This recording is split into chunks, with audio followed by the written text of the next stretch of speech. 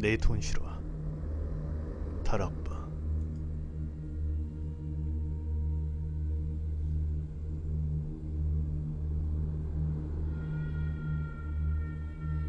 동기 녀석 친구 중에 M이라는 사람이 있는데 또래보다 조금 일찍 결혼을 했나봐. M의 나이가 어리니까 신부 나이 또한 어렸는데 연애하면서 돈을 쓸 바에야 차라리 같이 살면서 차곡차곡 모아가자 이렇게 생각을 했대. 당연히 부모님도 이런 M의 생각을 존중해 주었고 양가 모두 비슷한 사고방식인지라 결혼할 때 많은 돈을 보태줄 순 없다. 하지만 너희에게 절대 노후를 보장하지 않겠다라고 선언을 하셨대. 그렇게 별탈 없이 상견례를 마치고 결혼 준비를 할 수가 있었고, 결혼 준비 과정 중에 제일 많이 싸우고 지지고 볶고 사내 안 사내 한다는 신혼집 마련하기 퀘스트에 돌입을 하게 된 거야. M이 가지고 있는 돈과 부모님이 보태주신 약간의 돈을 합쳐도 서울 중심가의 전셋집을 구하기가 좀 버거웠나봐. 일단 직장하고 가까운 곳에 털 잡기도 하고 그 동네 부동산이랑 부동산 죄다 돌아다녀 봤는데 아파트는 꿈도 못 꾸고, 그나마 투룸 빌라 정도가 M이 가지고 있는 돈으로 들어갈 수 있는 그런 정도였는데 그나마 하나도 신축 빌라는 불가능했다고 해. 부동산에서도 M이 가진 돈이 많지 않으니까 비슷한 가격대의 집을 보여줬는데 상상하던 것보다 훨씬 작은 규모와 낡은 외관이 실망을 하게 된 거지. 그렇게 현실 앞에 몇 번 좌절을 하고 눈을 좀 낮추자 싶어서 여기저기 둘러보던 어느 날 좋은 빌라가 나왔으니까 저녁 때 보러 오라고 중개인한테 전화가 왔대. 전 세입자가 집을 내놓고 계속 자리를 비우고 비밀번호도 알려주지 않아서 보고 싶어하는 사람들은 많았는데 사장이 보여줄 수가 없어서 못 나갔던 방이 있는데 그 세입자가 오늘은 집에 있다고 보러 오라고 했다면서 아무래도 그 집의 임자가 M인 것 같다고 좋아하면서 말이야. M도 답이 안 나오는 집 보기가 점점 지쳐가던 와중이라 애비 신부한테 좋은 소식이 있다고 전화를 했대. 그리고 퇴근을 하고 집을 보러 갔는데 신나서 주절거리는 중개인하고는 다르게 세입자 표정이 엄청 어둡더라는 거야. 그 집도 신혼인지라 갓난아기는 아니고 유모차에 탈 정도의 애기를 키우고 있었고 남편은 퇴근을 안 한 건지 와이프만 있었는데 뭔가 숨기는 게 있는 것처럼 집을 둘러보는 M의 뒤를 바짝 따라붙어서 쫓아다닌다는 거야. 다세대 빌라인지라 집주인이 제각각인데 지은지는 오래된 빌라라지만 지금 집주인이 산 후에 본인들이 들어오려고 리모델링을 싹 한 터라 내부는 아주 깨끗했대. 그렇게 집을 둘러보는데 처음 입구에 들어설 때부터 위화감이 느껴졌던 벽이 있었대. 집은 아주 마음에 드는데 그 부분이 계속 신경 쓰였던 M이 그 벽 쪽으로 가서 그러게 보니까 세입자인 여자가 더 심하게 들러붙어서 묻지도 않는 이야기를 주절대다는 거야.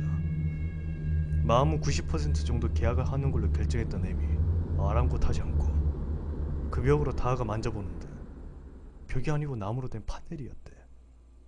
뜨악해진 M이 이게 뭐냐고 여기에 공간이 더 있는 거냐고 물어보니까 여자가 한숨을 쉬더니 원래 복층 빌라라고 하더라는 거야. 한층만 둘러봤을 때도 넓었는데 그만한 공간이 위에 더 있다고 하니까 M은 오히려 더 좋았는데 한 가지 세입자 여자의 반응이 마음에 걸리더래. 그래서 왜 막아놓는 거냐고 물어보니까 자기는 식구가 적어서 굳이 위층을 쓸 필요가 없었고 여름이나 겨울에 난방비를 감당할 수가 없어서 나무판지를 가져다 막아놓은 거라고 설명을 했대. 듣고 보니까 이해가 됐던 M이 위층도 좀 둘러보자고 말을 하자마자 이 여자가 갑자기 안 된다고 고함을 꽥 지르더라는 거야. 고함 소리에 중개인도 놀라서 애비 신부도 놀라서 쳐다보니까 그 여자가 한다는 말이 위층을 한동안 안 올라가서 먼지도 많을 텐데 애기가 있으니까 곤란하다면서 계약을 하면 다음에 신랑이 있을 때 같이 보여주겠다고 하더라는 거야. 소리를 지른 게 좀 마음에 걸렸지만 어린 애기가 있으니까 뭐 그럴 수도 있겠다 싶었던 M이 집의 다른 부분을 둘러보는데 원래 방이 2개였던 부분을 거실로 확장을 한 거라 거실도 소파가 들어갈 정도로 넓고 주방도 깔끔하게 리모델링 돼 있다는 거야. 애비 신부도 마음에 들어하고 위층이 보너스로 생긴 기분이라서 M도 집이 꽤 마음에 들었나봐. 중개인이 가격은 집을 본 다음에 이야기해주겠다고 일단 보라고 했는데 M이 제시한 가격보다 살짝 윗선이라도 돈을 융통해서 계약을 해야 되겠다 이렇게 생각을 했대. 그리고 가격을 물어보는데 이게 웬걸 M이 제시한 것보다 1000만원 이상 가격이 낮더라는 거야. 놀라 M이 재차 물어봤는데 중개인이 그 가격이 맞다며 해주겠지 웃더라는 거지. 생각지도 못했던 위층도 생기고 거기다 가격까지 낮으니까 M은 마치 횡재한 것 같은 기분이었는데 중개인이 하는 말이 세입자가 집을 급하게 빼야 되는 사정이라 계약금을 당일날 좀 걸고 가야 된다고. 그렇게 하면서 아마 이 정도 집에 이 정도 가격이면 내일이라도 당장 집이 나갈 거라고 반 협박조로 말하더라는 거야. 사람 심리라는 게 중개인이 그렇게 말하니까 정말 그 집이 당장이라도 나갈 거라는 그런 조바심이 생기더래. M은 마치 귀신이라도 홀린 것처럼 100만 원을 계약금을 걸고 그 집에 들어가기로 했대. 그리고 혼수 준비를 위해 집 사이즈를 재러 간 날 드디어 위층을 볼 수가 있었대. 그 집 남편이 위층은 없다는 게 생각해야 되는데 뭐 이런 것까지. 그렇게 보냐고 투덜거리면서 M이랑 얼굴을 좀 붉혔는데 의외로 위층 상태가 좋더래. 위층을 전혀 사용 안 했다는 세입자 여자 말과는 달리 위층 거실에 소음 방지용 매트가 깔려 있었는데 그 옆에 덤벨 같은 운동기구가 있는 걸 봐서는 이 집 남편이 헬스장으로 몇 번 사용한 것 같은 그런 느낌이 들더라는 거야. 판넬로 막아놔서 군데군데 벽지에 곰팡이가 쓸 부분이 있는 것만 제외하면 뭐 위층에 방도 2개나 있고 거실도 넓고 화실까지 있는 게 아예 집이 하나 더 생긴 뭐 그런 기분이 들었다고 해. 애비 신부는 벌써부터 위층을 서재로 만들고 거실은 헬스장으로 쓴다고 난리가 났고 M도 그런 애비 신부를 흐뭇하게 쳐다보는데 왠지 모르게 세입자 부부가 눈동자를 굴리면서 M과 애비 신부를 과하게 관찰하는 것 같은 그런 느낌이 들더라는 거야. 참 기분 나쁜 커플이다 라는 생각을 한 M이 이사 날짜를 합의하는데 자기네는 최대한 빨리 나가야 된다고 하면서 M이 유난을 떨면서 위층 판넬까지 치웠는데 애기가 있으니까 사준 좀 봐주라고 애원과 질타가 섞인 말 하더라는 거야. 기분이 확 나빠졌던 애비 신부가 참으라고 말리기도 하고 워낙 집이 마음에 들던 M은 대수롭지 않게 넘기면 알겠다고 했어. 대신 집주인이 위층 도배를 새로 해주고 아래층 포인트 벽지 부분을 바꿔주기로 하고 예상보다 빠르게 입주를 하게 된 거지. 그리고 순조롭게 집을 꾸미고 결혼식까지 마친 M과 그 와이프가 신혼여행을 다녀와서 그 집에 본격적으로 살기 시작하면서 생각지도 못한 일들이 생기기 시작한 거야. 신혼여행에서 돌아오고 양가 어른들 집에 다 방문하고 처음 일주일은 신혼의 단꿈을 느끼기도 어려울 정도로 정신없이 지나갔대. M의 와이프는 결혼식을 한 달여쯤 남겨두고 회사를 그만뒀는데 일 자체가 이직도 많고 티어도 많아서 쉽게 다른 직장을 잡을 수 있는 뭐 그런 직업이었나봐. 아무튼 그만두고 집도 좀 꾸미고 한 3개월 정도 쉬면서 신혼다운 시혼을 보내고 직장을 잡아야겠다는 생각을 했대. 그래서 그날도 출근하고 M한테 모닝 뽀뽀도 해주고 출근 준비로 엉망이 된 집도 좀 정리를 하고 혼자만의 휴식을 갖기 위해 서재로 꾸며놓은 위층 방으로 올라갔는데 그날따라 위층에 올라가는 계단에서부터 뭔가 시큼한 냄새 같은 게 나더래. 왜 그 오래된 동굴 같은 데서 나는 그런 것 같은 그런 냄새 말이야. 별 생각 없이 아침 밥상에 올라갔던 음식 냄새인가 보다. 그렇게 넘기고 2층으로 올라가서 서재방에 들어서려는데 얼핏 좌식 책상 위에 누군가 뒤통수가 보이더라는 거야. 흠칫 놀란 M의 와이프가 발걸음을 멈추고 그 현실 같지 않는 모습에 넋이 빠져있는데 뒤통수만 보이던 그 형체의 모가지가 점점 비틀어지면서 그녀가 서 있는 곳을 바라보더래. 그런데 그게 얼굴 전체가 쭈글쭈글한 주름으로 뒤덮여 있는 할머니의 모습이었다는 거야. 할머니의 모습이 너무 흉측하기도 했고 왠지 모를 중압감이 느껴져서 옴짝달싹 못하고 하염없이 바라보고만 있는데 글쎄 그 주름투성의 얼굴이 점점 팽팽하게 부풀어 오르면서 마주보고 있는 M의 와이프 얼굴로 바뀌더라는 거야. 그녀의 얼굴로 바뀐 그 형체가 씩 웃으면서 입을 여는 순간 아까 전에 말했던 그 시큼한 냄새가 확 하고 풍기더래. M의 와이프가 화들짝 놀라면서 잠에서 깬 거야. 그러니까 계단을 올라와서 서재방 책상에 앉고 M의 와이프가 잠이 든 거고 그 이후 상황은 모조리 꿈이었다는 거지. 꿈에서 깨어났어도 한동안 그 시큼한 냄새가 방 안에서 나는 것 같은 그런 착각이 들 정도로 너무 생생했던 꿈이었대. 그리고 그날 저녁 퇴근한 M에게 와이프가 그 이야기를 들려준 거지. M은 크게 신경을 안 쓰고 그 이야기를 들었는데 후에 자기 발등을 찍고 싶을 정도로 후회되는 부분이 그 이야기를 그렇게 넘긴 거라고 했대. 그래 며칠이 지나 어느 날 밤 평소와 같이 아래층 안방에서 잠이 들었는데 잠결에 M의 귓가에 정체 모를 소리가 들리더래. 얼핏 들으면 발자국 소리 같은 그런 소리가 말이야. 도둑인가 싶은 마음에 잠에서 깬 애미 움직이지도 않고 그 소리에 귀를 기울이는데 정말로 발자국 소리가 맞더래. 그런데 이게 좀 이상한 게 뚜벅뚜벅 하는 발자국 소리가 들리기 한 템포 전에 뭔가로 바닥을 찍는 듯한 쿵 하는 소리가 들리더래.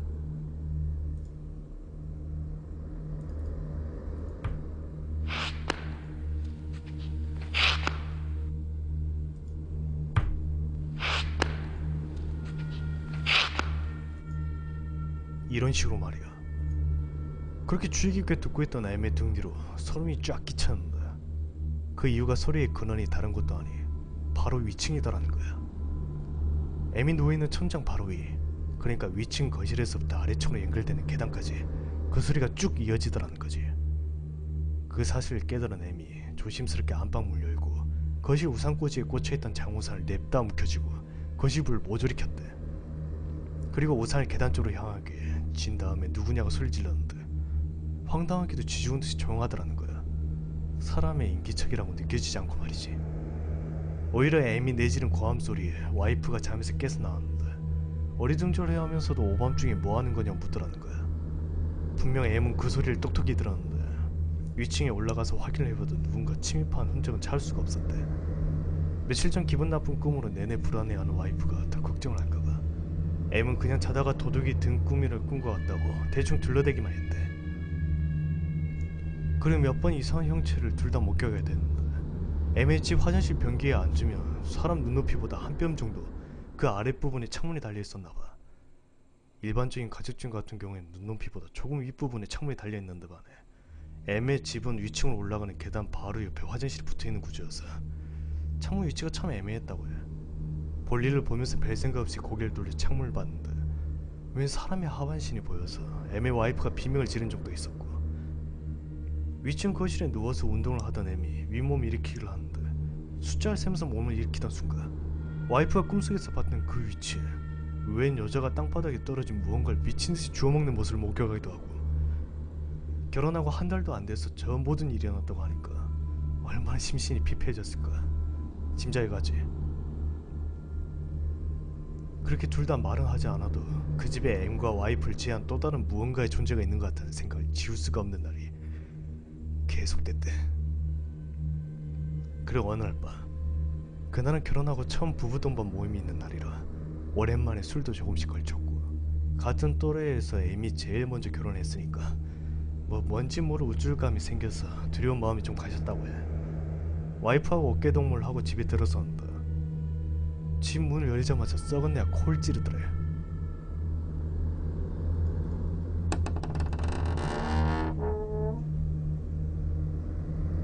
아침에 출근할 때만 해도 멀쩡했는데 무슨 일인가 싶은 마음에 불을 켜고 보니까 냉장고의 양쪽 문이 활짝 열려있는데 마치 누가 일부러 음식물을 헤집어 놓은 것처럼 야채 칸의 야채들은 물론 냉동실에 있던 생선들까지 모조리 바닥에 널브러져 있었다는 거야.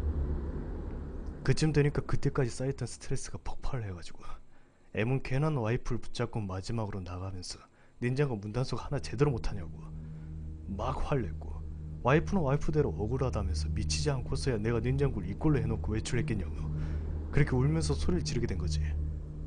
그런데 정말 이상했던 점은 M이 결혼한 시점이 가을이라 아무리 음식물이 냉장고에 쏟아져 나왔다고 해도 와이프가 외출해서 자기를 만난 그 시간 동안 썩은 내가 진동할 정도로 부패가 될 리가 있나 싶은 점이었다는 거야.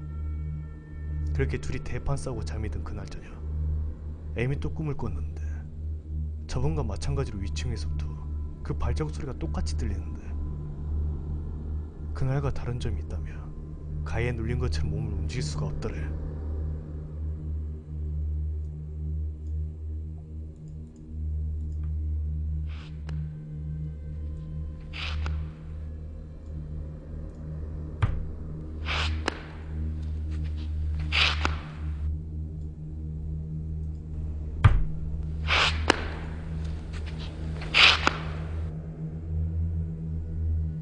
한참을 몸도 못 움직이고 그 소리만 듣고 있는데 거짓말처럼 안방문이 끼익 하고 열리더래.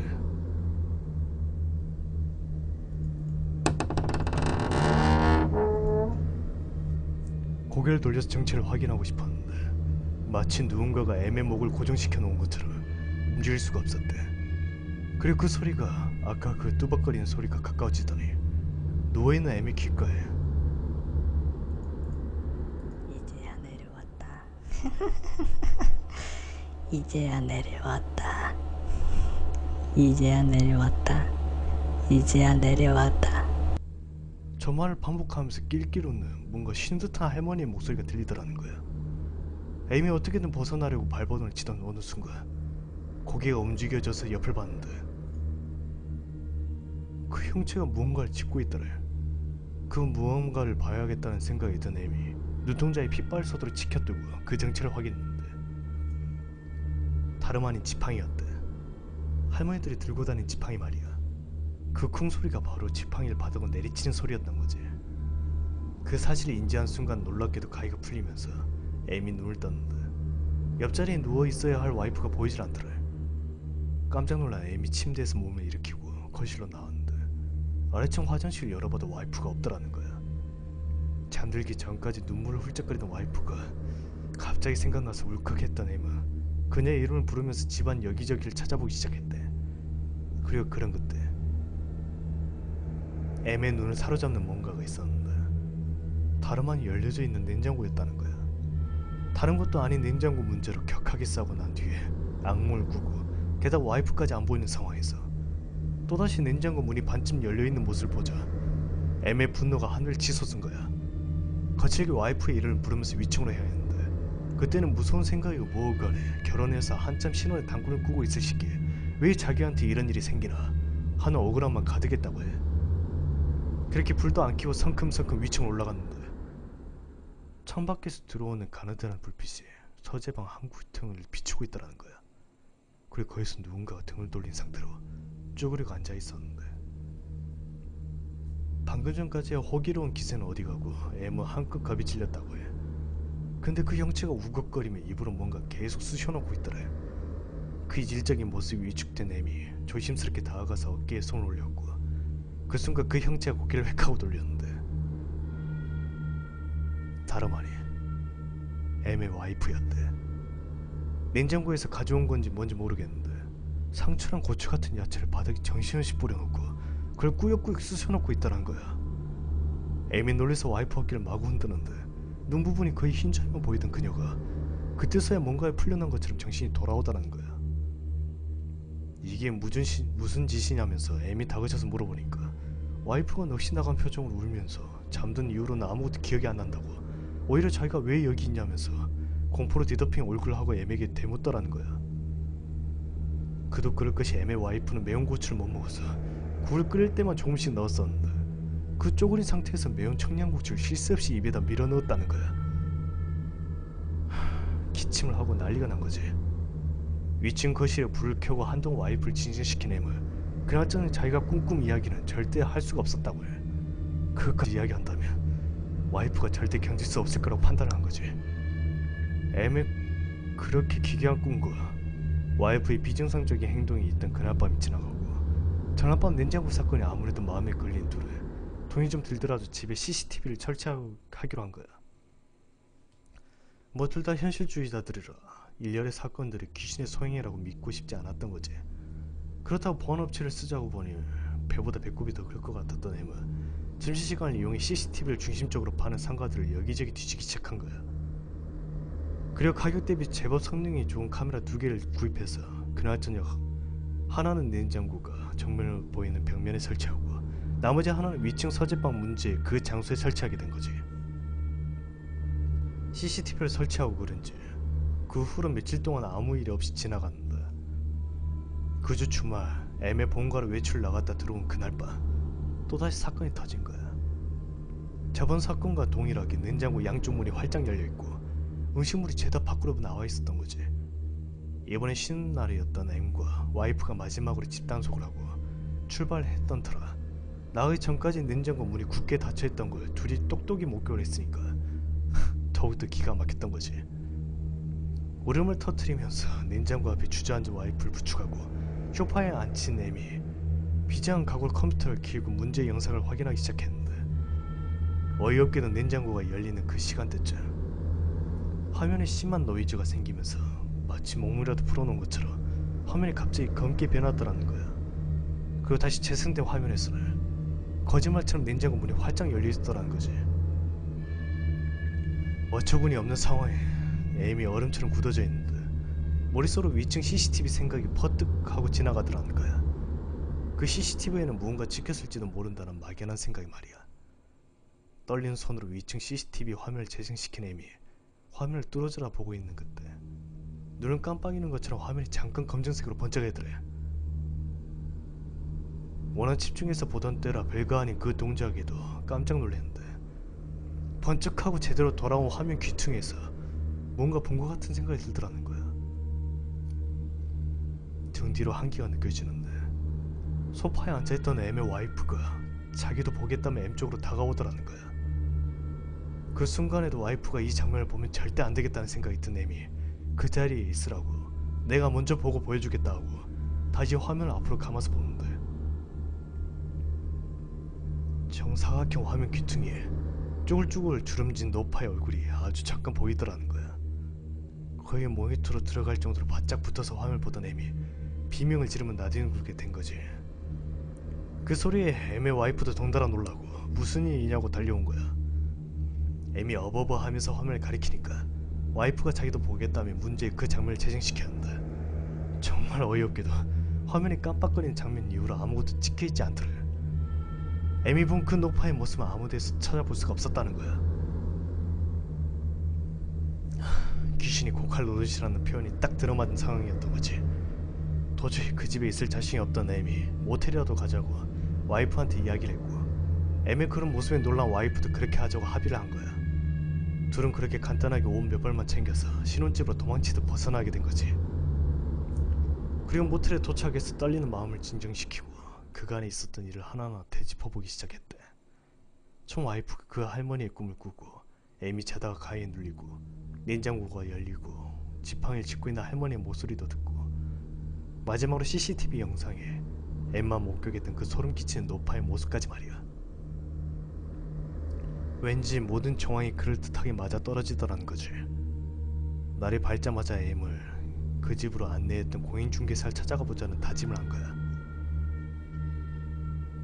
그리고 둘 다 거의 두 눈으로 밤을 지새고 문제의 공인중개사를 만나러 간 거야. M이 축하라는 목소리를 전에 살던 세입자와 그 전에 살던 사람들까지 그 집에 가는 거 하나도 빼놓지 말고 사실대로 알려달라고 하면서 양심이 조금이라도 남아있다면 부탁이라고 애원하다시피 그러니까 중개인이 열어놨던 부동산 사무실 문을 닫고 이야기를 시작하더래. 자기도 자세한 건 모르고 사실 세입자였던 그 부분을 집주인의 딸과 사이였다는데 그 집에 입주한 지는 5개월도 채 되지 못한 상황이었는데 3달 정도 살고 난 다음부터 집을 빼달라고 여러 번 찾아왔다고 하는 거야. 그런데 중개인 말대로 이 사람들이 집에 붙어 있어야 방을 보여주고 집을 빼주는데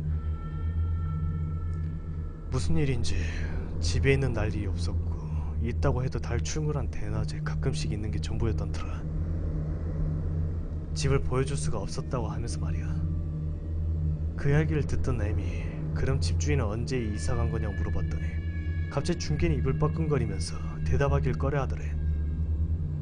무슨 일이 있구나 싶었던 M이 다그치면서 물으니까 겨우 대답을 했는데 집주인은 꽤 오래 살았는데 집주인이 모시고 살던 시어머니가 그 집에서 돌아가시고 난 뒤에 바로 이사를 갔다고 하더라는 거야.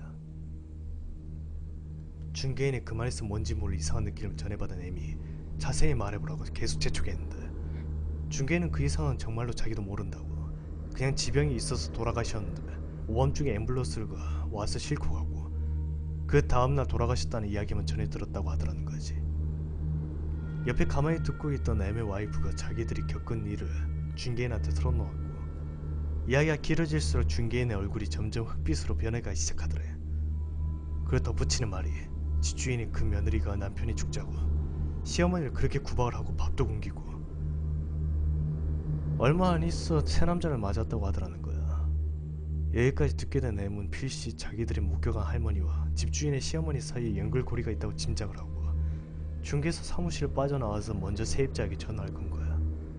그간의 일을 모조리 설명하고 그렇게 빨리 이사간 이유를 묻자 몇 번을 발뺌하면서 남편에게 전화하라고 윽박지르던 여자가 M의 와이프가 전화를 낚아채서 울부짖으며 그렇게 사정을 하자 마침내 덩달아 울음을 터뜨리더라는 거야. 정말 미안하게 생각하지만 자기도 피해자라면서 어쩔 방법이 없었다고 하면서 말이야. 그 집주인의 엄마한테 전화를 해봐도 얻을 건 없을 거라고.